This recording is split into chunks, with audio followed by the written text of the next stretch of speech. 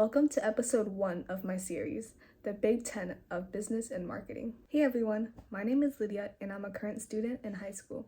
If you're interested in business, marketing, or just seeing how companies work in general, then you're in the right place. So number 1, we have value proposition. So every company has to clearly define what makes them unique and different to customers. And so value is what you offer to your customers. And so it kind of tells the customers, why should you care about us? And the proposition means that they clearly define what sets them apart from their competitors. So for example, Amazon's value proposition is having an incredibly wide selection of products that customers can choose from and that can be delivered conveniently and quickly to your doorstep. And then that concept kind of sets them apart from what their competitors have to offer. So now we have number 2, revenue and profit. So revenue is your total income and your profit is what's left over after the company's expenses are dealt with. And so a really good example is a lemonade stand, for example. So a lemonade stand, your revenue is all the money that you make selling lemonade. But then your company's expenses is like the lemons that you spent on the cups, the water, and the stand, things like that.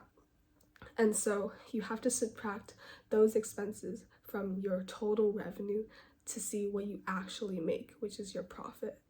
And so small businesses not only focus on increasing revenue, but also increasing profit. Number 3 is pricing. So what makes a company attractive? As myself, a high schooler, I look for deals all the time. And so for companies to do well, they tend to add small discounts every now and then to attract people who are just looking for deals.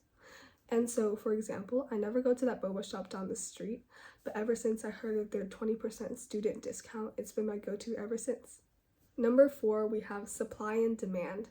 This is between the availability and the demand of the product that determines the price. So if there's a higher demand and lower supply, this will equal a higher price. This makes sense because, for example, those limited edition sneakers, those like Nike Pros, those type of shoes, those are very, very rare, which means they're at a low supply. And so that causes them to be at a higher price because people are willing to pay more money for that rare shoe. And when there's a high supply and low demand, this will equal a lower price. This is because, for example, a clothing item that no one likes, it often ends up in the clearance section. That's like 50% off discount, right? This is because the company needs to get rid of these items that no one wants because they can't have so much of this piece of clothing. They can't have too much supply. That's like overproducing, right? So they have to sell it out and put it at a lower price. Lastly, we have number 5, competition. This is my favorite one because there are so many businesses out there, but how do they differentiate themselves from others? Businesses must differentiate themselves through price, quality, branding, or special benefits.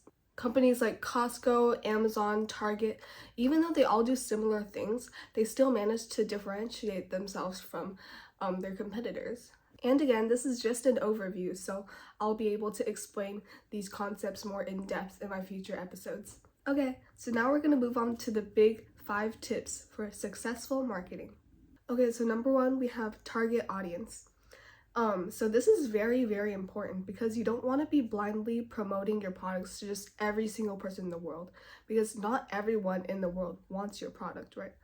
So companies tend to customize their stores, websites to hit the target audience's needs. People who need to buy stuff in bulk or people who are hosting parties, those people are very, very good examples for Costco's target audience, right?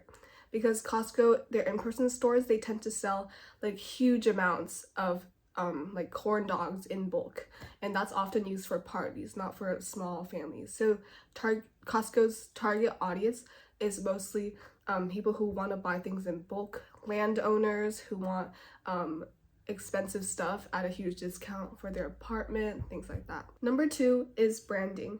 Each company builds their sense of recognition and uniqueness to customers.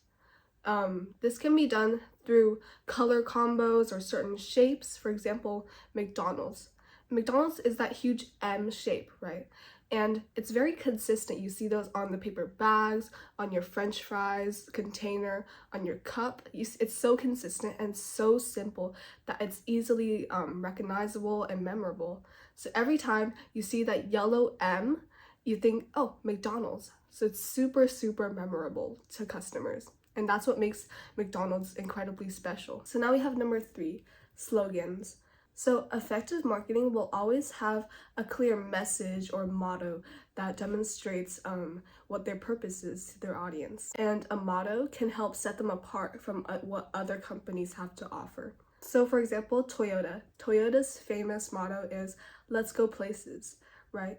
And then so "Let's go places" kind of reinforces what Toyota has to offer. They offer like adventure. This "let's go" is like kind of like we together. Let's go together on this adventure in this car. Let's drive together, right? But it's a very different way of approaching customers with Ferrari, for example. Ferrari, their motto is "We are competition." And it kind of like gives off the vibe of more like quick, fast, cool, like race car, right? Because they're a race car brand. And this is a way more like polar target audience that they have. And I feel like that differentiates Ferrari from Toyota with just their motto. It attracts different target audiences to them because one target audience might want like more fast and like seeming more cool type of cars. Toyota might be more like family or just people who are more casual with their driving. Okay, so number 4, we have social proof. So do you see those like reviews under Amazon or Yelp or any of those other companies' websites? So reviews are incredibly important because they help the new customers see how credible your product actually is. So for example, me personally, I go on Amazon, for example, I'm shopping for a homecoming dress. I like to look at the images that the reviews have. So I look at like the real images of people in the mirror, like taking a selfie, and I'm like, oh, okay, is this product like real in person or is it just like false advertising? So it can also show customers that your product is very legit and a real product. And so therefore, the better the reviews that you have, the more likely customers will buy your product, so sales will go up. So lastly, number 5 is psychology and marketing. I also really like this one because phrases like limited time offer or free returns, this often causes customers to come into your company. So one great example is Costco. Costco allows free returns, and this free return policy, even after like many years, you can still return your product. This eliminates customers from second guessing their choice of buying this like LED light or something. So my dad actually does this a lot, and because we know that we could always just return them if we don't need them, right? But like we often forget, so now it's in our garage sitting there for like the past 2 years. But this is really good marketing from Costco because they still make the money, right? Like they don't lose anything from just having their products sit in our garage. They still just make the money. So another quick and easy example is like small items at the cash register. For example, gum or small accessories. This affects our psychology a lot because like the line is moving forward constantly and it's just like a quick, easy decision on the spot, right? And these items often don't cost like $200. They cost like $1 or $2, just like a quick gum, hair tie, whatever. The line is moving quickly, so you just have to make a quick on-the-spot decision. Okay, so that takes us to the end of my video.